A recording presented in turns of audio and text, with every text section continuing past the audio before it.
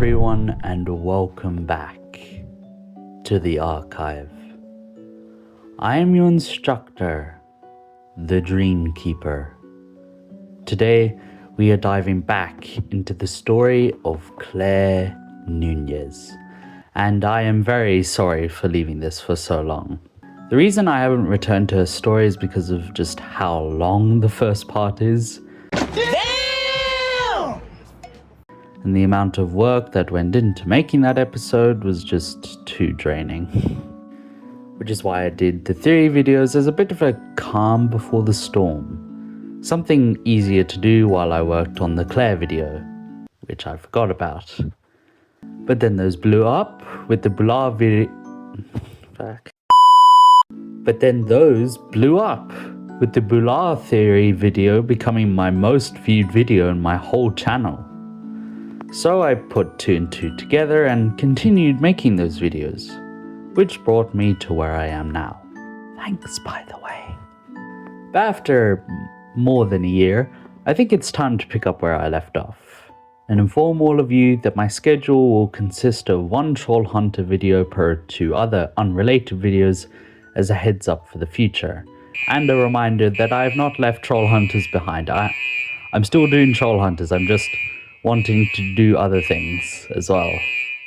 And before we start, remember to like, comment and subscribe, and check out the rest of the channel. I do lore videos, theory videos on Trollhunters, and recently branched off into the Invincible universe. So if there's a fandom you want me to do, or a certain theory relating to what I've done so far to come up on the channel, then let me know. And without further ado, let's get into it. Many weeks have gone by in the town of Arcadia. Gunmar has solidified his presence in the former home of the trolls, and sends his scouts out to track down and locate the survivors of his takeover. Jim, Claire, Toby, Blinky and Arg put it upon themselves to hunt down these scouts and put an end to them before they could find their new hideout and come up with a plan to defeat him. Yet the situation is dire. Gunmar not only has his forces rebuilt, but has also consumed the power of the Hearthstone. So if he was hard to kill before, it would be almost impossible now. The only question that lingered in their minds was, what was Gunmar planning? Claire herself began to rapidly spiral down in health in the weeks after the takeover. Severe coughing, a runny nose, and pale skin indicated that she was simply unwell. She, however, insisted that she was okay and able to take her night shift on patrol. But as we would soon discover, she was not okay. Back in school, Claire would unknowingly meet her future teacher and friend, Duxie Casprin, who encouraged her to create a band with her fellow friends and perform for the whole town in a battle of the bands. Later, taking her friend's advice, she would see a doctor to check up on her and make sure she was alright. Coincidentally, this was Jim's mother, and the two got talking to one another about him and how her condition was just her stress and endless nights of study she was doing. Later on during the week, Jim would check up on her, only to be interrupted by Toby, who somehow got in trouble with the police. When he made his way to them and they all decided to go out, Claire thought to bring her staff with her. Looking under her bed, she initially plucked a sign, the same ones used to defend their hideout, which previously had been broken into only days before. Looking under her bed again, She found dozens of these signs lying all about, and memories of removing them from the hideout just before it was attacked.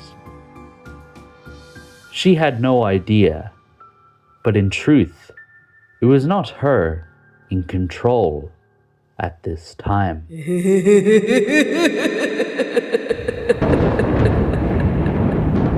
The witch, Morgana Le Fay, was the one who inhabited her body, and over the last few weeks had used her to collect and help her cause in what ways she could, leaving her body sick and pale due to her nighttime activities. She used her to bring Angor's head to her, to eventually give to Gunma, who in his desperation for victory would look for Morgana to bring the eternal night and resurrect her champion to lead him there. Claire wouldn't remember any of this, merely being a puppet for the Pale Lady's schemes. Her condition continued to worsen over the coming month, until eventually it went away. This was all well and good until Not Enrique came to her with startling footage of her awaking in the night and using her shadow staff to go to a undisclosed location. She brushed this off, not wanting to dour her day, but Not Enrique wasn't as eager to put it past him. I mean, what would you do if you found footage of your sibling doing that? So to ensure her safety, he would follow her during the day and overhear how she wanted to go on a date. Later, reminding her of her sleepwalking, she would again brush past it and say that it wouldn't happen again. Surprise, surprise, on the date, Morgana would be waiting to take her over while she was alone. Surprise. She tried to fight it, but it was no use. Her power was just too great. Morgana, in Claire's body, would return to the group and try to get Jim home as quickly as possible in order to finally kill him. Why did she wait so long to kill Jim? I don't know. Maybe she was looking up the best modern day fashion. Don't ask me. Morgana would be able to get Jim to her house, but would be unsuccessful in killing him, as Not Enrique knocked her out cold. The two would later wrap her in chains and call Blinky and Toby over to learn what exactly was wrong with Claire. Once Blinky got there, he was told her name. He explained the bloody history of the witch.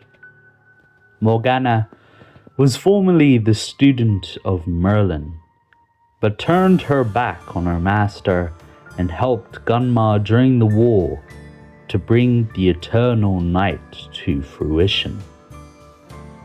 Realizing he probably wasn't the best in this circumstance, they called Strickler in to advise and help deal with this mess. He was her creation and was a high-ranking member of the Janus Order before it was destroyed, so surely he knew what to do. When he arrived, he explained to them that Claire's soul no longer inhabited her body, and it now rested in the Shadow Realm, a realm of infinite darkness that was dominated by Morgana's power. The only way they could save Claire would be to go into this realm, find her soul, and bring it back to Claire's body in time. If not, Morgana would fully consume Claire's soul and forever inhabit her body. Thus, Jim and Toby volunteered to go into the Shadow Realm and save Claire before it was too late. Using a familiar toy from her childhood as a guide, they ventured into the realm to get their friend back. In the Shadow Realm, Claire's soul inhabited her own reality of sorts, completely unaware of her disconnection from her body or anything that had happened. Eventually, after some time, the two would find Claire's soul and contact her to snap out of this fake reality and back to the real one. Once she did, she saw that her body was incorporeal, see-through to you heathens out there, and remembered Morgana's lovely intrusion into her soul. Determined to rid herself of this monster, she battled against the will of Morgana, in desperation to save her soul from being consumed. Dark magic swirling around her as she forced the Eldritch Queen to vacate her body, which was writhing and splitting during the fight, until finally she threw her from her vessel. Claire was now wholly and fully herself, and after the possession, learned of lingering memories of Morgana that allowed her to better wield the Shadow Staff, which was pretty cool. With one problem out of the way though, she found herself in another conundrum, as her parents had discovered her other life and bashed her for her decision-making. Well, mostly her mother, but anyway, but after witnessing her abilities, realized how capable she was on her own. Now, for the rest of this story, Claire's own character doesn't really change very much, but for the sake of the story, we're just going to skim through some of the stuff she does. So, with personal problems out of the way, she could now focus on the real war against Gunma. By teleporting the team to Merlin's tomb and retrieving multiple ingredients to create Merlin's potion, which would turn Jim into a troll. Claire would help Jim adjust to his new form and assist in his training in his new form. When Jim went missing, out of shame and anger at his sudden change, she would be the one most focused on finding him alongside Toby. When they caught up to him, the two expressed that no matter what Jim was now, didn't matter to them, and that they loved him, no matter what happens, which is all well and good. But now we arrive to the final battle, the great Battle of the Bands. Claire goes in full plate to warn the people of Arcadia to the impending doom that awaits them. They only seem confused by her antics until a great cloud of dark magic erupts into the air, turning the once lush morning into a frightful night. She quickly evacuates the people and meets up with Toby and the changelings to hold in the square where the Gum-Gums begin pouring in. Many fall at their hands before the main force arrives, boxing them in to prevent escape. Jim then arrives with their troll allies and the fight truly commences. Claire would single out Gum-Gum warriors and fling them into the Shadow Realm, never to be seen again, remaining by her friend's side to ensure their safety. Eventually she meets back up with Jim after he defeats Gunma, and the two reunite. Then boss music starts playing and the form of Morgana comes into view. She easily swats them aside and targets Jim as her prey. They quickly get up and Claire with the rest of the Trollhunters gets up to hold back Morgana, overwhelming her on all sides until she unleashes a massive wave of magic that immobilizes them. Claire watches as Jim is blasted again and again by Morgana's magic, until he is surprisingly helped by Angor of all people, who provides a distraction for Jim to land a blow, only for his sword to be shattered and another wave of magic blasted at him as he tries to defend his friends. Angor shouts for Claire to pick up the staff and help him force Morgana through a portal into the Shadow Realm. It's a hard struggle, with Angor being destroyed by Morgana in the process, and in anger, Claire throws herself at the witch, pushing both her and herself into the Shadow Realm. But it's still not over, as through sheer will, Claire forces a portal open with both hands and tells the others to break the Shadow Staff and lock Morgana away forever. Blinky grabs her hand, stopping her from being pulled back in, until Toby launches himself into the air and destroys the Shadow Staff. Claire quickly dusts herself off and rushes towards Jim, who was still limp after Morgana's last attack, begging for him to awake.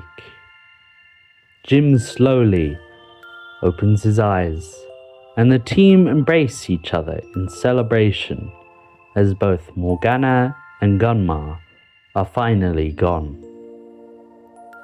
Still, all was not well.